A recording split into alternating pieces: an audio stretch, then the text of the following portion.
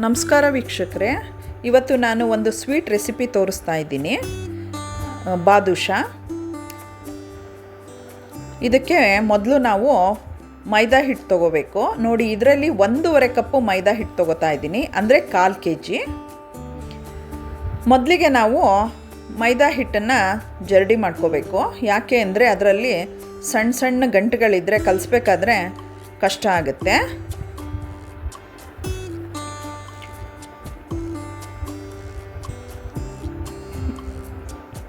ನೋಡಿ, ಮತ್ತೆ ಈಗ ಅದರೊಳಗಡೆಗೆ 1/4 ಸ್ಪೂನಷ್ಟು ಅಡುಗೆ ಸೋಡಾ ಹಾಕ್ತಾಯಿದ್ದೀನಿ, ಮತ್ತು 1 ಟೇಬಲ್ ಸ್ಪೂನಷ್ಟು ನಿಂಬೆ ರಸ ಹಾಕ್ತಾಯಿದ್ದೀನಿ ನಾನು.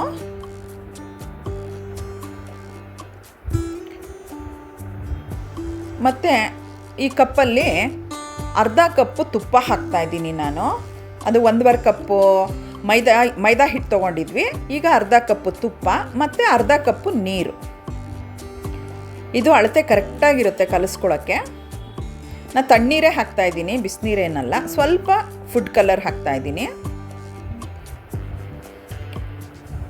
ನೋಡಿ, ಇದನ್ನಿಷ್ಟನ್ನು ಕಲಿಸ್ಕೋಬೇಕು ಮೃದುವಾಗಿ.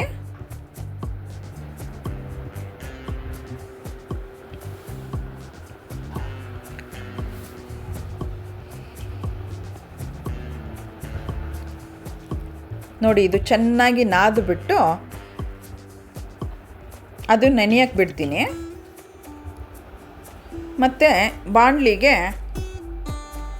ಈ ಕಪ್ಪಲ್ಲಿ 2.5 ಕಪ್ಪು ಸಕ್ಕರೆ ತೊಗೊಂಡಿದ್ದೀನಿ, ಅಂದರೆ ಅರ್ಧ kg. 1/4 kg ಮೈದಾಗೆ ಅರ್ಧ kg ಸಕ್ಕರೆ.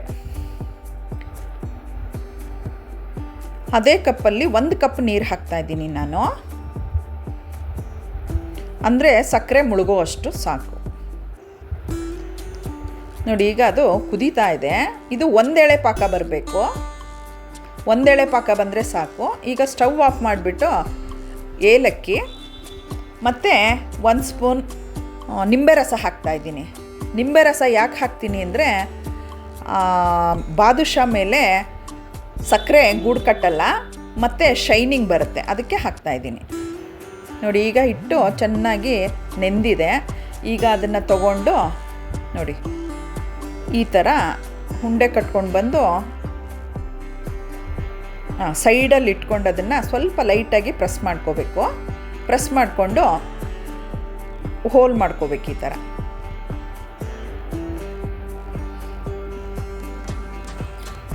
ಈಗ ಬೇಯಕ್ಕೆ ಹಾಕ್ತಾಯಿದ್ದೀನಿ. ಎಣ್ಣೆ ತುಂಬ ಕಾಯಿಸ್ಕೊಂಡಿರಬೇಡಿ, ಮತ್ತು ಸಿಮ್ಮಲ್ಲೇ ಬೇಯಿಸ್ಬೇಕು ಇದನ್ನು, ಉರಿ ಜಾಸ್ತಿ ಇರಬಾರ್ದು.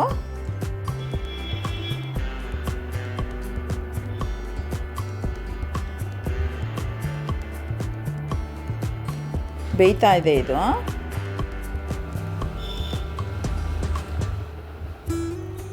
ಉರಿ ಜಾಸ್ತಿ ಆದರೆ ಒಳಗೆಲ್ಲ ಬೇಯಲ್ಲ. ನೋಡಿ, ಇದಾಗಿದೆ. ಇದು ಈ ಥರ ತೆಗಿತಾ ಇದ್ದೀನಿ. ಇದು ಚೆನ್ನಾಗಿ ಬೆಂದಿದ್ರೆ ನೋಡಿ ಆ ಟೂತ್ ಪಿಕ್ಕಿಗೆ ಅಂಟ್ಕೊಳ್ಳಲ್ಲ, ಆ ಥರ ಆಗುತ್ತೆ.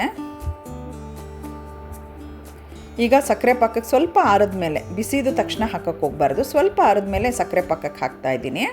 ಸಕ್ಕರೆ ಪಾಕನೂ ಕೂಡ ಸ್ವಲ್ಪ ಆರಿರಬೇಕು. ಒಂದು 2-3 ಸಾರಿ ತಿರುಗಿಸ್ಬೇಕು. ಇದನ್ನು ತಿರುಗಿಸ್ಬಿಟ್ಟು ಕ್ಲೋಸ್ ಮಾಡಿಬಿಡಬೇಕು. ನೋಡಿ, ನಾನು ಮತ್ತೆ ತೆಗೆದು ತಿರುಗಿಸಿದ್ದೆ 1-2 ಸಾರಿ, ತಿರುಗಿಸ್ಬಿಟ್ಟು ಬಿಟ್ಟಿದ್ದೆ. ಸಕ್ಕರೆ ಪಾಕ ಎಲ್ಲ ಹೀರ್ಕೊಂಡಿದೆ.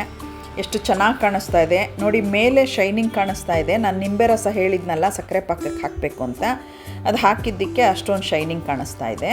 ನೋಡಿ, ಎಷ್ಟು ಕ್ರಿಸ್ಪಿಯಾಗಿ ಬಂದಿದೆ, ಒಳಗೆಲ್ಲ ಚೆನ್ನಾಗಿ ಬೆಂದಿದೆ. ಇದು ಈಸಿ ಇದೆ. ಇದು ನೀವು ಮನೇಲಿ ರೆಸಿಪಿ ಮಾಡ್ಕೊಳ್ಳಿ. ನನ್ನ ಚಾನಲ್ಗೆ ಸಬ್ಸ್ಕ್ರೈಬ್ ಆಗಿ. Thank you.